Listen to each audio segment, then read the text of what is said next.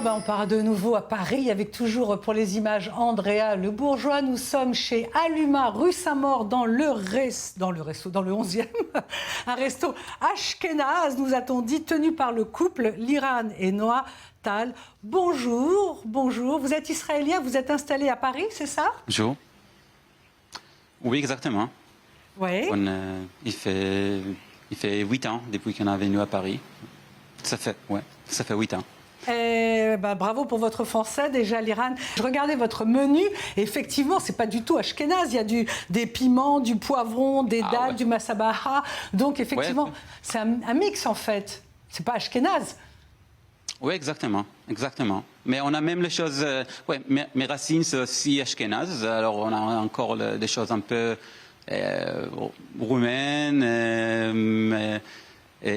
juif ashkénaze et polonaise aussi en même temps, mais comme vous avez expliqué bien, c'est cuisine de plein de mélange de plein de différentes choses, c'est la melting pot en fait. Bien sûr. Et qu'est-ce qu'il y a d'ashkénaze dans vos plats par exemple? Parce que bon, voilà, c'est des racines, de l'eau, du sel.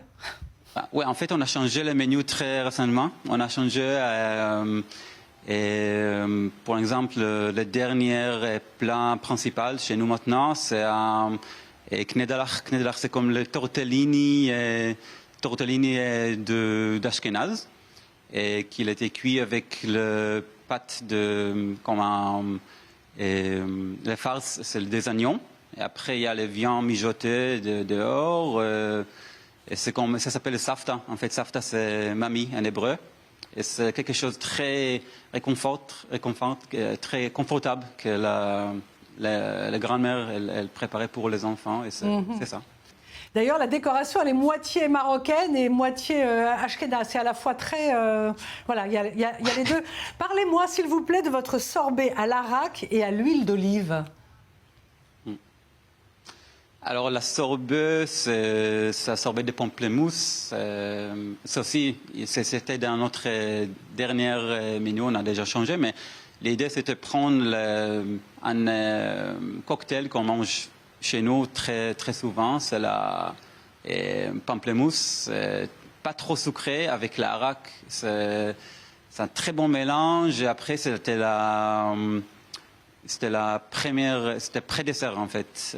C'est pour nettoyer la bouche un petit peu, pour donner la connaissance que c'est fin de repas. On arrêtait avec les choses salées, après on commence avec les choses sucrées. Le trou normand israélien, d'une certaine façon. On appelle ça comme ça en France.